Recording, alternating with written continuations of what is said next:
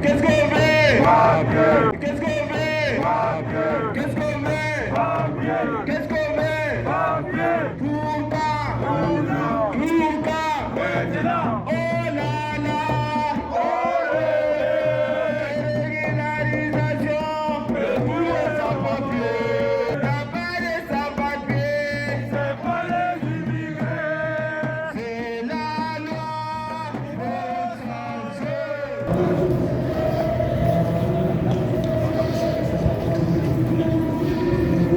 Qu'est-ce qu'on fait? Papier. Qu'est-ce qu'on fait? Papier. Qu'est-ce qu'on fait? Papier. Pourquoi? Maintenant. Pourquoi? Maintenant. Oh là là!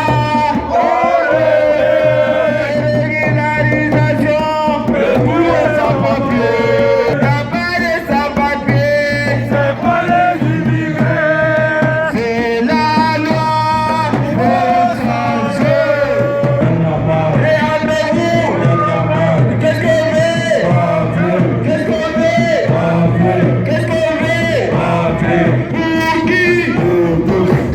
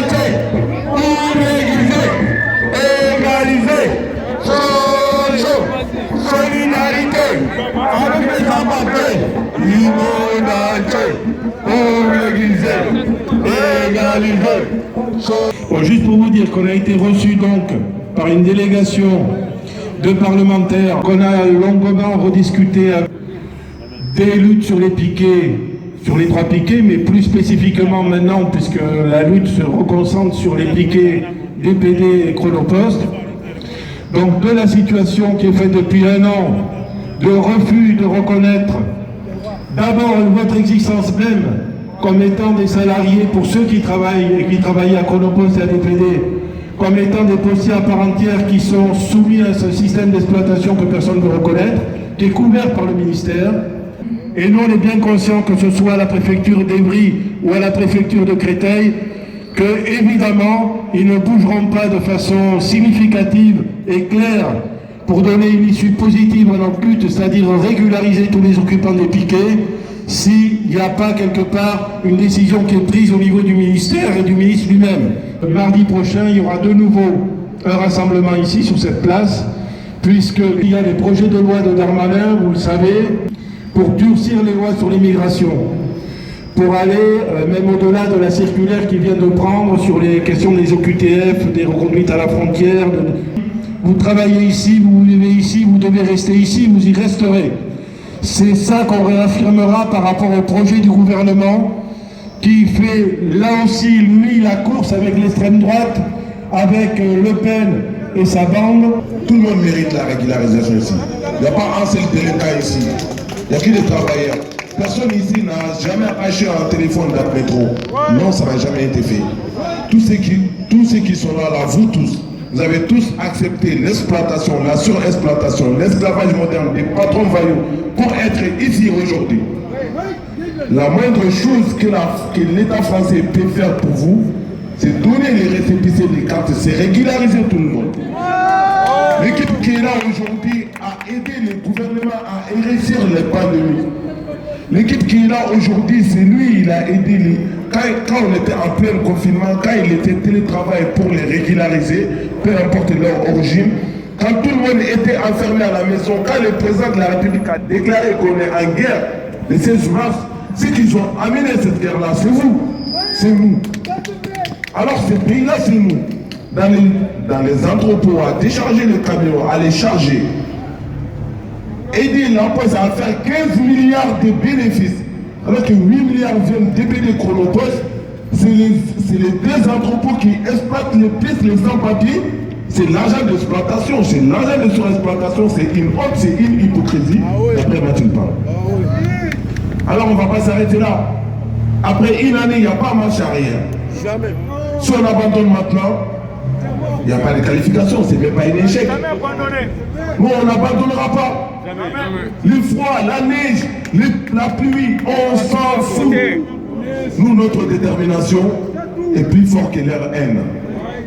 Ceux qui nous haïssent, ceux qui nous maîtrisent, nous sommes mieux qu'eux.